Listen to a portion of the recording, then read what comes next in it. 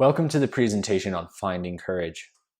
Courage is an essential prerequisite for awakening our full potential as compassionate leaders, for awakening the depths of relentless self-love that will forever carry us through the process of becoming our best selves in the world. Courage is absolutely essential for anyone who wants to live their dream, who wants to manifest their destiny, who wishes to do so in a benevolent manner that benefits all whom you affect. Now let's ask ourselves, why is courage important? Well, I've mentioned a few reasons, but I'd like to expand on them. Courage enables us to navigate our interpersonal relationships honestly. Courage is what allows us to show up in a relationship with somebody who may disagree with us, who may have different values and belief systems than us, and still represent for how we feel honestly and openly. That takes courage, and courage is essential for self-advocacy, for showing up in a relationship as yourself, not as a contorted version of what you wish others to see you as, but as yourself, inclusive of all the unresolved emotions within you, inclusive of all the personality traits you wish you didn't have, you'd rather deny. Courage is what allows you to bring these into the forefront of your experience, no matter how scary it is, and that is what determines somebody who lives authentically. Courage is the quality of the intrepid adventurer that follows their own intuition.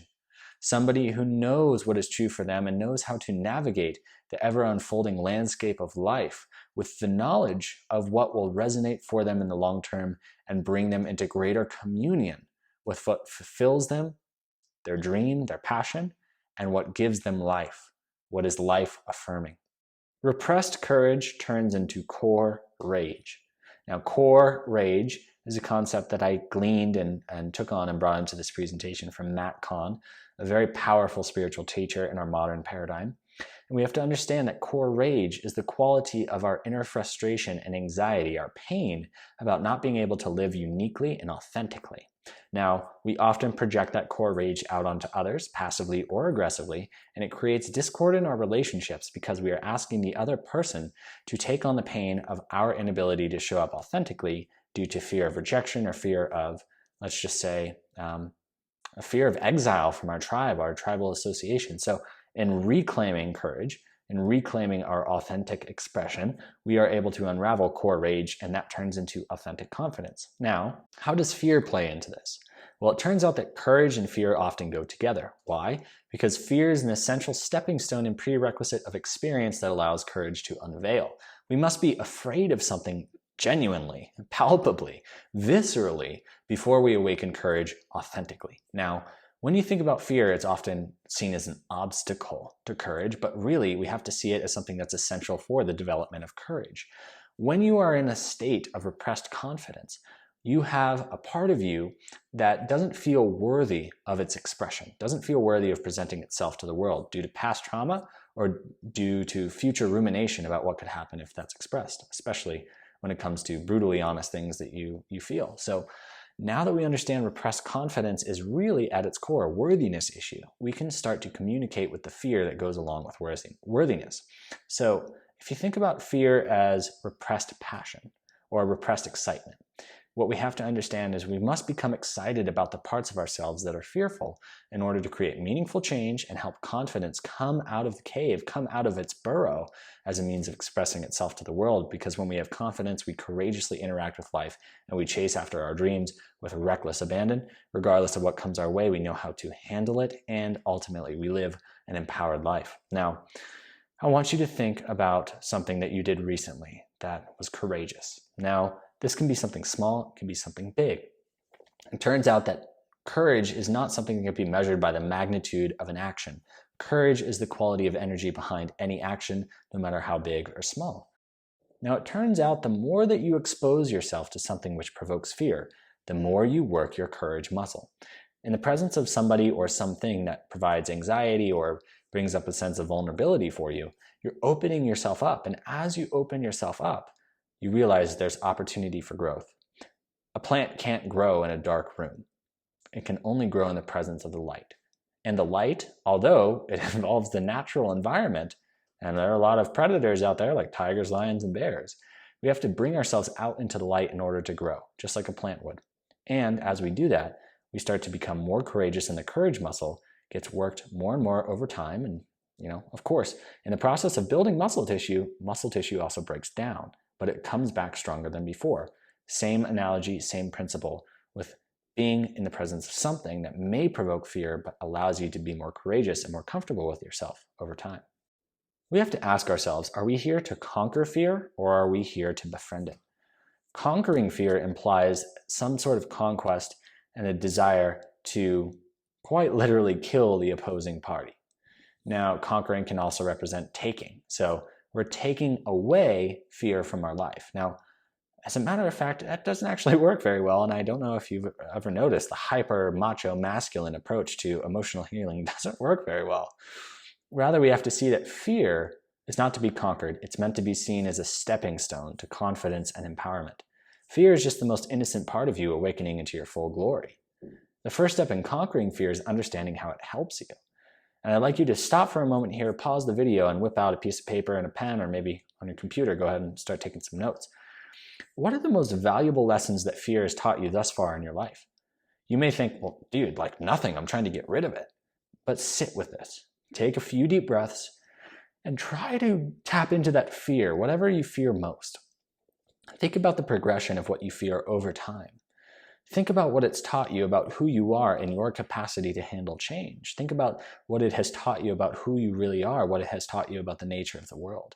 For example, for the longest time, I was afraid, really deeply afraid of being completely and totally rejected by somebody, hurt, emotionally hurt in a romantic relationship. And guess what? That did happen. That happened to a person in my life that I thought I was in love with. And it happened at a very, inopportune point in my life that was very challenging. And of course, I feared that for the longest time. But when I look back at that moment, I realized that was the most powerful awakening I could have experienced at that time, because it completely and totally devastated me to my core. And in being completely and totally devastated, I realized for a moment, perhaps just a moment, in the midst of all the pain and the sadness, that there was a great opportunity for me to become somebody who I wouldn't have been if that relationship had gone through. And looking back at that, I'm grateful. I'm grateful that fear was present, because fear was what was integrated through that experience. So when fear comes up, remember you're healing fear. It's not just something that needs to be avoided. Take a few minutes here, get out your journal, and start scribbling down some notes. I'll see you back here in a moment. Welcome back, y'all. I'm glad that you took the time to identify the lessons that fear has taught you. This is going to serve you for the rest of your life, I guarantee. So keep these close to heart, close in mind as much as possible to accelerate the healing speed of your journey. Now, what we're about to dive into next, I refer to as the 3-step process of awakening courage. We have to understand that awakening courage is not as simple as just getting rid of fear. It's really about identifying deeply rooted fears, befriending them and their limiting beliefs, and then taking that and allowing it to fuel your speech and your action from newfound courage.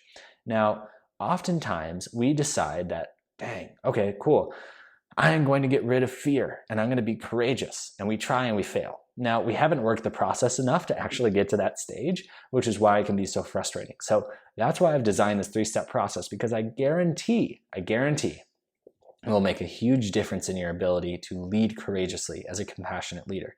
So number 1, identify deeply rooted fears. We have to know what we're working with. As you've just kind of stumbled upon in the last drill, there's a lot of value in fear. And if we take the time to get to know it, we can start to see what's actually valuable about it. Then, in the process of befriending limiting beliefs and fears, we can start to speak and act from a newfound courage. And speaking and acting from newfound courage means all of a sudden fear doesn't hold us back from pursuing what we want, or saying what we've always felt, or honestly just being completely and totally bold in our action. Instead, fear is what is a reminder. Fear becomes a reminder for the fact that we've grown so much we can now lead with courage in an easeful and graceful way. And fear is almost like a thumbs up from the universe of like, yeah, this is about to be scary. It's not going to be easy. But now you have the skills and the tools to manage fear and use it to your benefit as you act from this newfound courage. And you start to really show people in the world like, damn, this is not somebody who's egotistical or arrogant. They're legit in their power. And that is one of the most exquisitely cool experiences that you'll ever have. And I wish that for all beings, and that's why we're doing this. So let's dive right in. The practice of identifying your fears is vital to personal transformation, as I mentioned before. Now, the following activity has been incredibly helpful for me in alchemizing my fear, and I call this mind mapping your fears. So what I want you to do, take 5 minutes for this, is start with your central worry and fear, and I want you to draw a big bubble around it and put it in the center of the page. Now begin by extrapolating in thought bubbles around that central fear. What would happen if that fear came true? I want you to write out literally like the timeline in thought bubbles of what would happen and all the potential things that could go wrong around that fear. So let's take something totally abstract, the fear of a bird pooping on you. I want you to write that in the center, and then next to it, we can start to hypothesize like, oh, my shirt would be dirty. I'd be embarrassed. Oh, it'd be totally inconvenient. It'd be really gross. I could get a parasite infection. Write all those things out, and literally the next thing is just walk it through to completion. So keep drawing until there's nothing left, and you go like, oh, okay, cool. That would basically be where this ends up. You'll reach a point in this activity where you realize that even if your worst fear occurred, everything would eventually settle, and your nervous system would find equilibrium. We're afraid of things basically because it throws our nervous system out of balance, and that activates all these survival mechanisms that trigger the release of stress hormones, adrenaline, noradrenaline, catecholamines, as well as cortisol, and yada yada. That's not important. What's important is that we have to realize that we're seeking a balanced nervous system, and awakening courage is what allows us to bring that into this 3D reality, the physical reality of our body, our emotions, and our mind. And now implement this activity for every fear that arises in your consciousness. You'll see like, oh my God, look at all these fears that I have. I walk them all the way out to completion, and they don't actually seem that like scary anymore. Damn, that's kind of awesome. It shows you that fears are irrational. The activity is here to show us that like, dang, like all these things I'm afraid of, even if they happen, everything would be fine. And that's a powerful activity. It's a huge, powerful reminder of your power to survive, to thrive, and to move through experiences that scare you, ultimately with grace and ease. Even if the worst thing possible happened, you'd be all right. And that's amazing to recognize. Now, let's move on to befriending your limiting beliefs. So while identifying fears and understanding them from the inside out is super helpful, not only for expanding our awareness, but often for just putting us at ease, it's often not enough to quell the fear. And of course, quell is an interesting word because that's what the end result of interacting with fears and identifying them is, but our goal is not to quell after all. Our goal is actually just to befriend and connect. And as a result of the connection, fears are quelled. What I want you to do is list your fears on a page in ascending order of severity. So number 1 being the most intense, number 5 being the least intense. And leave space beneath each of these so that you have some room to write. Now, I want you to write out the assumed qualities of your character that each fear denotes. So if my fear of death is my number 1 concern, I would subconsciously be telling myself that I don't have the skills and ability to survive, which loops back into the belief I mentioned earlier of like, damn, like I don't think I'm going to get enough recognition because I don't think I can provide that for myself, and I don't think I'm going to get enough of it. It all kind of starts to come together. And as you start to list all these assumed qualities of your character next to each fear, you're like, oh, wait a minute. Oh, damn. Oh, I'm really interacting with a lack of self-belief here, not fear. It's just that I don't believe I have everything on board in order to deal with this. And that is where we tie in self-esteem to this conversation, which is why I put this in the self-esteem portion. We start to see, oh, what really needs to be addressed here is my belief in myself. Now, when you identify the limiting beliefs that give rise to fear, it opens this floodgate of insight of like, oh man, these are all the things that I've been worried about. And actually, I have proof to the contrary, that I can show up in my life in a meaningful way because I have strong core values, my nutrition is on point, my diet's on point, my movement's on point, I have vision and purpose. And then all of a sudden it's like, oh shit, these fears are like totally irrational and just need some love. So let me give them that. We need to coach these parts of ourselves back into the wholeness of the soul where they have always resided. They just believe that they're outside of it. I mean, how beautiful is the fear of rejection? It's actually quite innocent. It's something that needs to be acknowledged for its power. Because as soon as you do that, it comes back home. It comes back to the soul. And that's where this whole process is leading us back to the soul of confidence and authenticity, courage, and outrageously awesome fun. So now that you have all those limiting beliefs, I want you to plug them back into the mind map exercise. So I begin by writing down the belief, I don't believe genuinely that I have what it takes to survive. And now I would start to extrapolate that out, as I mentioned earlier. So this started when I was 4 years old and my mom rescued me from the trunk of the car that I locked myself in, which actually happened. And that is where the fear of death comes from, because that was almost like a near-death experience. And oh my God, that was so scary. But now you have, oh, cool. Really, this is a lack of self-belief again. Oh, okay, I see what my issue is. And once you have this mind map drawn out, all of a sudden it's like, oh, cool. I finally get it. This is what my fears are about. And this is why I've had such a trouble being courageous in my life. With this full mind map involving your fears and limiting beliefs, you have two options. You can adopt the self-affirming belief system that allows us to move beyond limiting beliefs, or you can begin communicating with the parts of self that feel stifled by a lack of self-belief. Now, what do? We always do both. The best way is not only to adopt a self-affirming belief system while communicating with the aspects of self that are limited by stifling belief, but to create a repeatable, singable mantra. I know, you're asking me to sing, Zavi. What the F? Look, I've sung for a very long time, and I don't consider myself very good at it. But I'm comfortable enough to sing once in a while, and if anyone I'm going to sing to, it's going to be myself. So let me share with you all my personal mantra. Zavidi, I feel your fear, I hear your tears. I'm here to say, I'm all ears, 'cause in your fear I see courage, and in your tears I see heart. You put courage and heart together, and you find light that you've always been from the start. That's my personal mantra. So every time that I'm like, oh my God, I have a limiting belief around not being able to provide for myself and not getting enough love and recognition from other people, blah. Personal mantra, plug it in, watch it change overnight, guaranteed.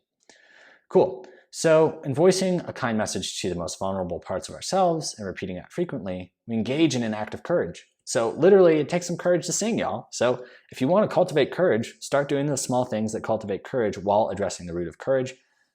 I should say the root of disbelief, the root of pain, and the root of core rage. Then damn, double whammy again. Pow-pow. You're starting to awaken something super powerful, and your courageous action is acknowledged by the universe and acknowledged by the innocence within you. Because you're saying, you know what? I see your pain. I totally get it. I'm going to step up for you more potently now than ever before, unlike anyone else ever has. Watch me fly. All right, now we're moving on to speaking and acting from a place of courage. We've befriended limiting beliefs, we've identified our fears, and now that we've gone through that process of integration, we start to move into the world in a compassionate and considerate way while being courageous in our action, our thought, and deed. Have you ever met that person who's just like brutally honest, like so much so that they come off as rude and inconsiderate, and everyone is shocked by what they have to share, but they never really get the point that they're being kind of an asshole or a dick or a B-word? To be honest, I've met plenty of those people, and for the longest time I was so afraid of them because I was like, what if they tell me I'm wrong? Oh my God, they told me I'm wrong. I feel like shit. We need to have their bold mentality, but we need to do it in an integrated fashion. Speaking courageously is the art of learning to be brutally honest while compassionately considerate. And I want you to use this exercise that we're about to do as a way of starting to cultivate this within yourself and within your own space. So think of a person within your life with whom you've had some beef, and go find a safe space, like literally your own space, nobody else there, just you, with as much room to voice and vent as you need. Now, I want you to speak to a wall or to a mirror, whatever, as if the other person was there, and I want you to do this with as much passion and vigor as possible. The more you practice voicing your opinion about another in the safety of your own company, the more you work your courage muscle, so that the next time you go to interact with somebody with whom you have unresolved emotions, and you're calm and collected far more than you've ever been, you'll feel so courageous and confident. All of a sudden, you're practicing the skills that you want to cultivate. You're moving courage out of your inner world into the outer world, and people start to take notice. They start to see you like, wow, that dude's super like on it. Or that gal is super on it. She's very empowered. I do that when I pick up trash. People look at me like, oh my God, look at that homeless dude walking around with a bunch of trash. Like, no, fam.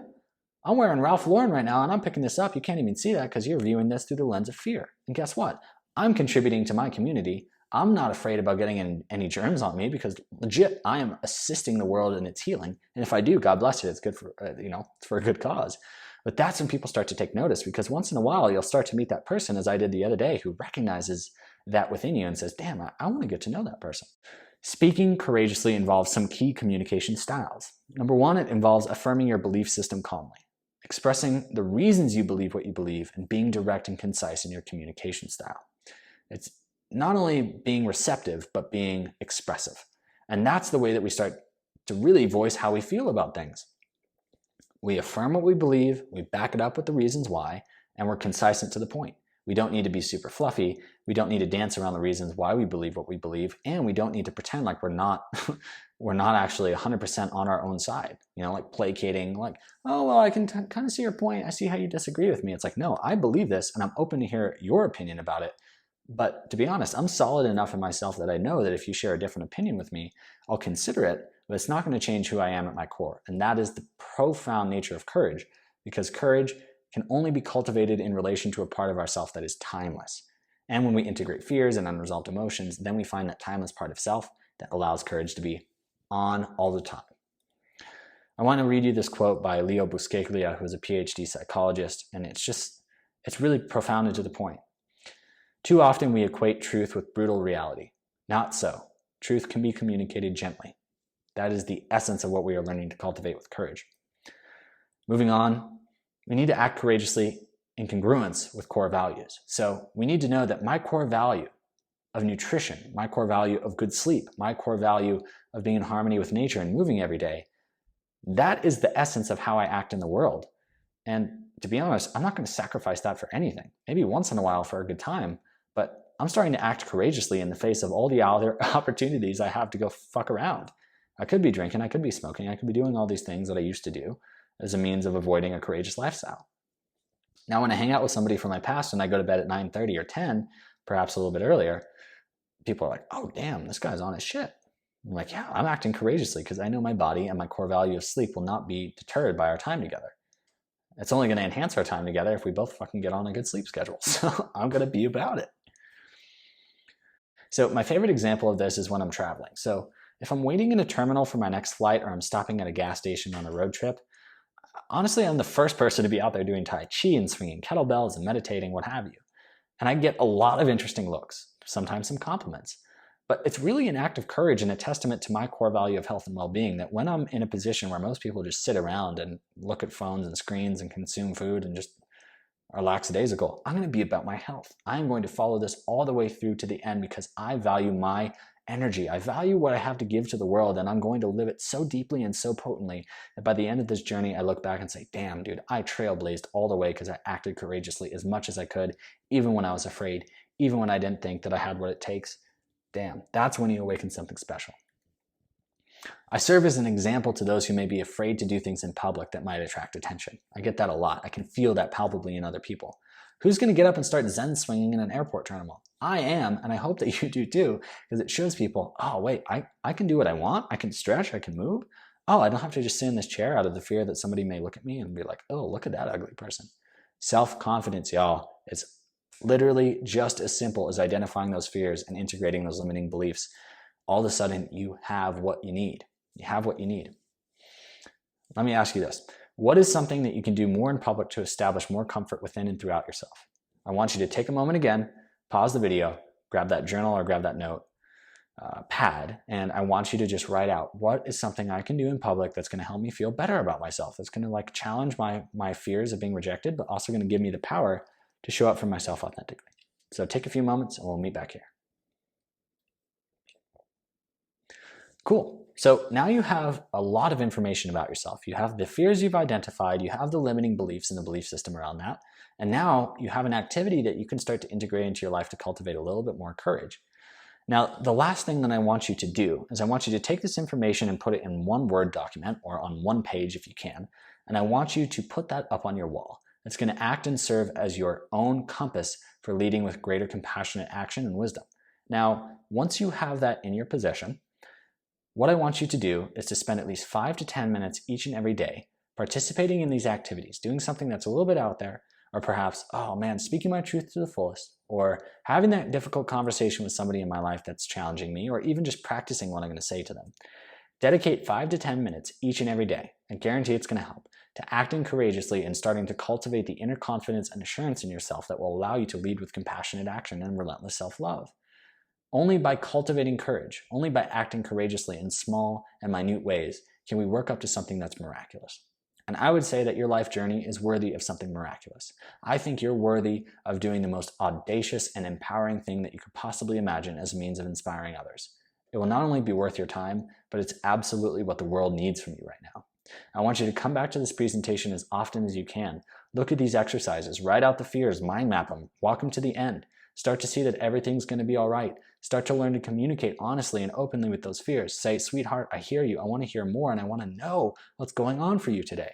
When you do that, all of a sudden, life starts to get very interesting.